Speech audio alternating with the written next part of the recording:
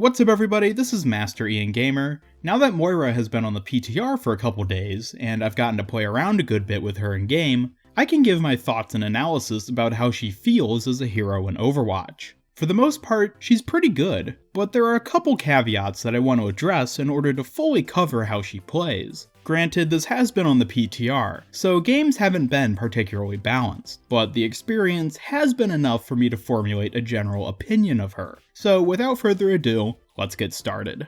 In order to give her a full, proper rundown, I'm going to give my thoughts on her by going over each of her abilities. First up is her Biotic Grasp. This ability is what I have the most, I don't want to say issues with, but what I think feels the least good. Don't get me wrong, I think the role and mechanics of it are great, but in some ways it just feels odd. Let me explain. For the healing side of Moira's Biotic Grasp, the health sprays out in a cone shape, just like Mei's primary fire. Because it's a spray of particles, it can be difficult to see where exactly it reaches. It does make a healing sound when it's hitting an ally, but given that the target continues to heal for a bit after you stop spraying them, and during this time it continues to play the healing sound, it can still be a bit hard to tell when the spray itself is actually consistently touching them. And since the ability runs off of a limited meter, I often found myself feeling like I was wasting its usage when I wasn't sure whether or not I was actually still hitting my teammate. I suppose this is something that I'll just get used to after playing her more, but just as a heads up for those of you who haven't gotten to try her out yet, it feels kind of odd at first. As for the life sapping side of Biotic Grasp, this half of the ability feels much better. It actually has quite a long range, 21 meters to be exact. This allows Moira to damage the enemy while still hiding safely behind her team. Despite having many visual similarities to Symmetra's primary fire, it should be noted that the life sap only stays locked onto a target if you keep them fairly close to the crosshair. If you're not good at tracking, then expect it to frequently detach. Also, it doesn't do very much damage. Dealing only 50 DPS, it's less powerful than even Winston's Tesla cannon. This, in addition to the fact that it's not nearly as generous with the target lock-on, means that she's overall not going to be able to deal out much damage, at least not with her Biotic Grasp. This is compensated a bit by its long range, but overall it seems to be most effectively used to simply charge her healing, and maybe pick off the occasional low health target. Moving on to her next ability, we have Biotic Orb. Like Biotic Grasp, Moira can choose between a healing or damaging version of it. It should be noted that outside of her ultimate, this is the only way for Moira to heal herself. I learned this the hard way by being reckless with the ability.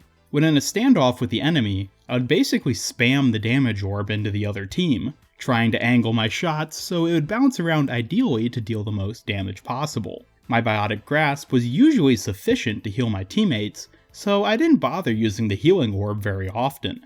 However, when the enemy would make a push, or I somehow managed to take significant damage, I would then realize that my only way of healing myself was through the orb I just fired into enemy lines. I then had to either hide for the next 10 seconds, or risk getting killed by basically anything that came my way. It's clear that spamming her Biotic Orb is not the best way to play her, despite the damage orb being able to deal some decent damage, which I'll talk more about in just a bit. The role of the Health Orb as being not only a healing source for your teammates, but also yourself, should not be underestimated. However, aside from self-healing, the Health Orb doesn't feel super important. Unless you're pulling off some crazy wall bounces to get it to someone out of your reach, it usually seems better to just use your Biotic Grasp to heal teammates. I'm willing to suspect that the Health Orb's true potential may just still elude me, and I definitely won't call it out as being underpowered as of right now, especially given its self-healing utility, but it does feel to be generally less useful than the Damage Orb. Speaking of which, the Damage Orb seems to be where Moira is capable of dealing the most damage. In particular, I feel like its most important aspect is its ability to pass through barriers. Honestly, I don't think people have caught on just yet as to how big of a deal this is. While it isn't the first projectile to be able to bypass barriers, it's the first one that I find to be hard to actually avoid. With Reinhardt's Fire Strike or Symmetra's Charged Shot, the projectile is slow enough that it's usually easy to see coming and dodge by just stepping to the side. Moira's damage orb, while moving at a similarly slow speed, can connect and deal damage to targets up to 5 meters away from the orb itself. This means that when you're hiding behind a Reinhardt shield, simply sidestepping won't be enough to avoid taking damage. Instead, you'll need to pretty much abandon the barrier entirely to avoid the orb's reach. Granted, the orb doesn't do tremendous damage, but still. The introduction of this ability into Overwatch has abruptly made barriers feel a lot less safe, which I think is a fair and welcome change. It's by no means game-breaking or makes barriers obsolete, but now we have another method of dealing with what has long been one of the most powerful elements in the game. And I haven't even gotten to Moira's ultimate yet, which makes barriers feel even less safe. As a final note about the orbs though, before I move on, I will mention that their slow movement speed makes them easy to defense matrix or deflect as D.Va or Genji, respectively. Whenever you're firing your orbs, regardless of which one you're using, just be aware if either of these two heroes are on the enemy team, because they can shut down your biotic orb ability real quick and real frequently. Next up is Fade. Honestly, this ability took me completely by surprise just by how fluid it is. If you want to talk about abilities feeling good, this one takes the cake. Just as others have described it, it's basically halfway between Tracer's Blink and Reaper's Wraith form. So far, it seems to have a surprising number of practical uses. Originally when I first saw it, I assumed it would just be used as a quick escape ability. However, it clearly has other applications. For one, Moira is invincible for 0.8 seconds while using it.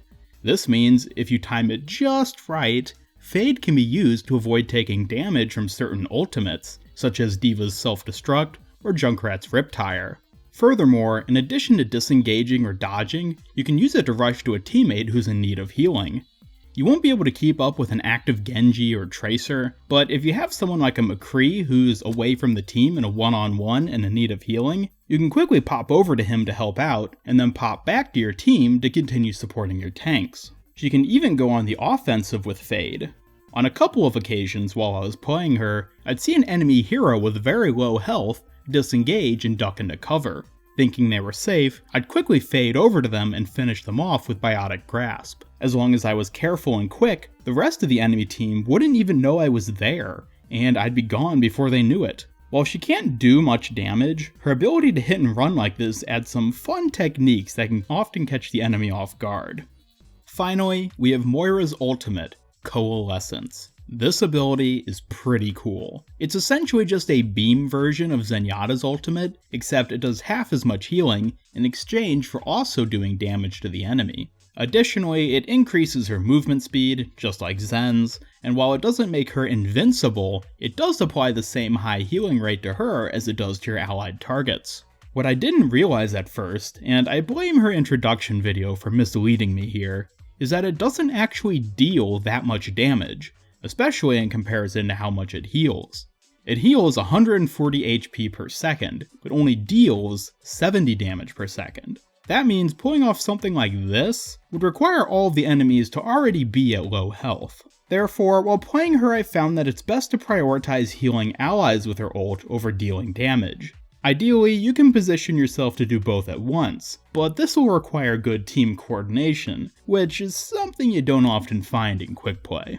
Also, just like her biotic orbs, Coalescence passes through barriers. This is where I think a lot of its true potential lies. It's one thing to have a slow-moving, area-denying orb fly into your safe zone every 10 seconds, but having a 70 DPS beam that can literally not be blocked by any hero fire at you is something else entirely. As a tank main, encountering an ability that can't be blocked, negated, or deflected is pretty terrifying. Again, it doesn't do tremendous damage, but if used properly, it's certainly enough to kick you out of your position. The best way I've found to try and counter this ultimate is to simply try stunning Moira in some way, although this can be difficult given her speed buff during it.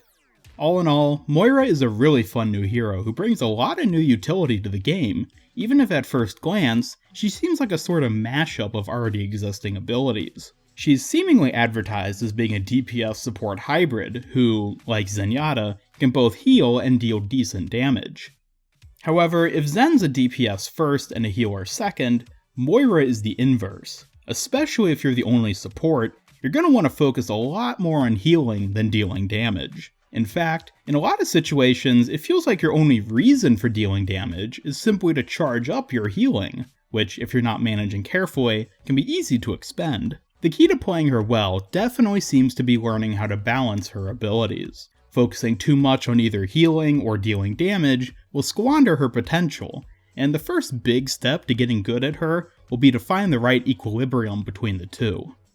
Keep in mind, these have all just been my compiled thoughts about Moira as a hero, based off of what others have said, as well as my own experience with playing her on the PTR. I know it's still early in her life, and I wouldn't be surprised to see her get at least some minor balance tweaks before she goes live. Also, I'm not a professional Overwatch player. I'm just some average Joe who puts a lot of time into the game, and thus has a pretty good feel for how it all plays and works. So I encourage you to try out Moira for yourself if you can, to see what you think and what works best for you. As a last note, I will mention that I managed to unlock both of her achievements within only a couple hours of playing as her. I don't know if everyone has been finding them to be this easy, because I wasn't even really trying for them. Just an interesting thing I wanted to mention before wrapping up. Anyways, thank you for watching, and hopefully this video will help you to get a better understanding of Moira and how she plays before she goes onto live servers. Leave a comment letting me know what you think of her, regardless of whether you've gotten to play her or not. Also, cast your vote about her in today's poll card, and leave a like if you enjoyed this video. Subscribe, follow me on Twitter, and hit the bell icon to keep up with all my future Overwatch content. This is Master Ian Gamer signing off, and I think I'm gonna really enjoy having Moira in the game. I'm definitely gonna play a lot of her on the PTR, so until next time, have a great day.